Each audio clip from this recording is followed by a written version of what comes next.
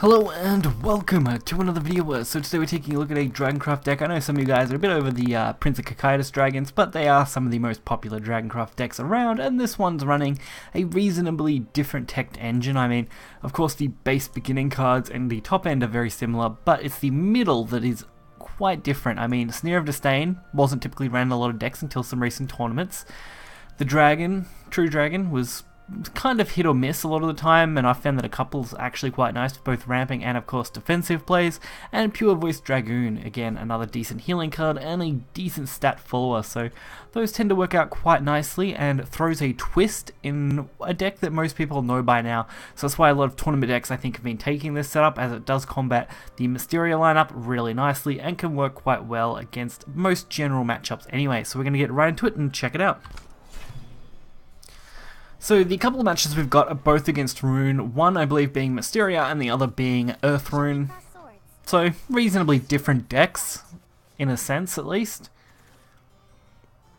So starting us off, always good to have Dragon Oracle, it's always a nice start, and I don't mind keeping Poseidon in the early game occasionally, especially if I already have a ramp card. Otherwise I will technically throw Poseidon away if I don't end up with any ramp and I really need to ditch a card here or there. But double Dragon Oracle is a nice start. It's going to allow us to double ramp very quickly, which is always to our advantage. The Witch of Foresight, not that great to see. But we've got a pretty nice setup now. 4 player points setup. We're going to go into 6 play points next turn. We really just need some way to take advantage of those 6 play points though. I wouldn't mind a ramp card, potentially, maybe something a bit stronger. Servant of Disdain plus Disciple isn't actually that bad. Especially since we did get Disdainful Rend. But we also got Roy, which is just a much better ramp. I usually like to ramp until I'm at least at 8 play points. Usually 7 I'm quite happy with, because 8 will go into the next turn.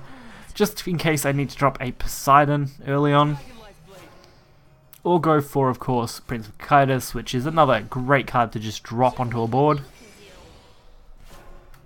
But this Rune player is definitely giving me a run for my money now, so I really need to decide to take this out. And luckily, with the amount of draw we've got, that really shouldn't be a problem.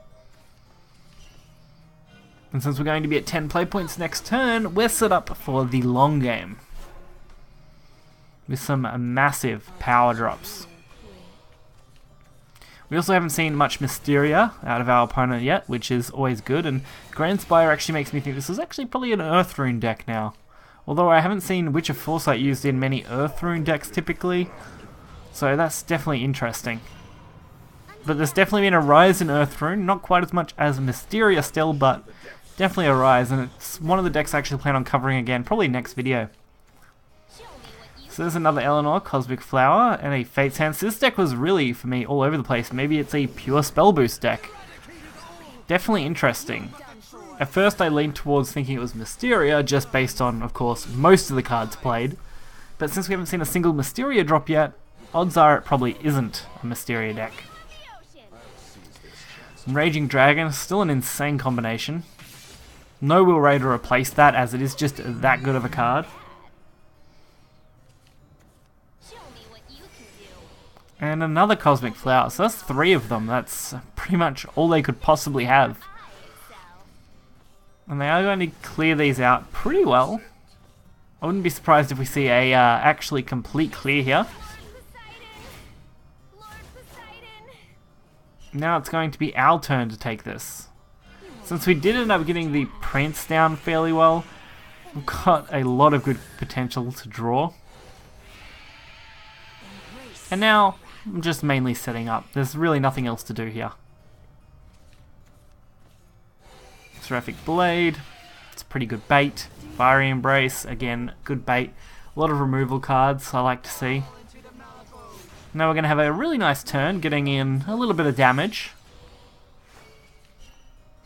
While we just kind of throw all the extra cards to the board, since there's no real use for them at this point in the game. I mean, at least Omen of Disdain could come in handy. Missile, Fiery Embrace, so a lot of removal. Ooh, Truce Adjudication and 8 damage to face. That one really hurt my pride. Not a lot I can actually do against that, which is disappointing. At least with that attack though, I can go for the White Frost. And we do have Azeroth's Reckoning, so all you need to do is stick a card to the board that we can pretty easily play out, so Disdain is going to do a nice job of that. Really, it just comes down to, does our opponent have a way to either kill us or block us out this turn? And by the looks of what they just played, probably not, because we did force almost all the removal in the last couple turns. So it's definitely a good setup for that Azeroth.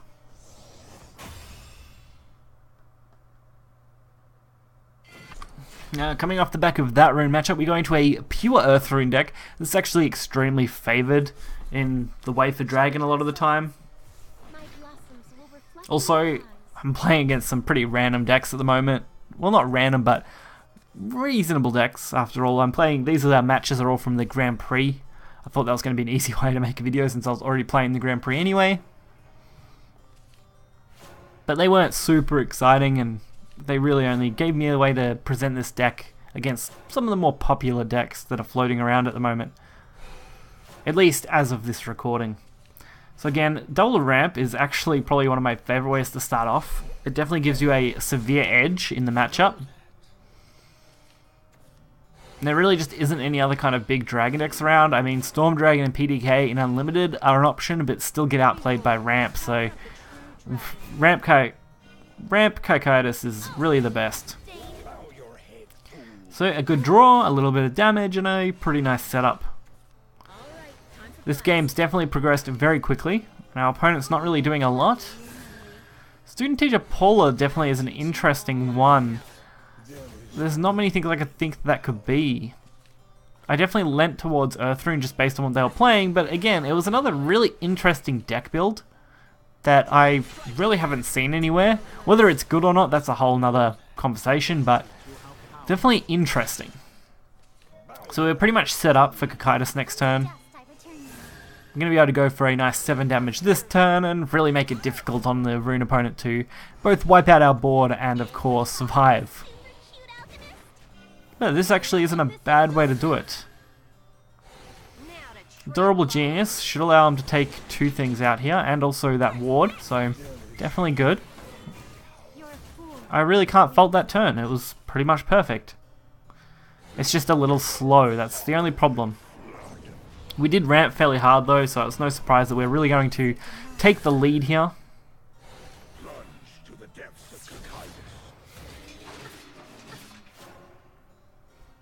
And from here, there's really not a lot they can do. Expel Soul is really good, but that's about it. Infernal Gaze is going to pretty much stall them out. There's not a lot of cards they can really go for that will be threatening, that aren't spell cards. And I can just chip away at the health this turn.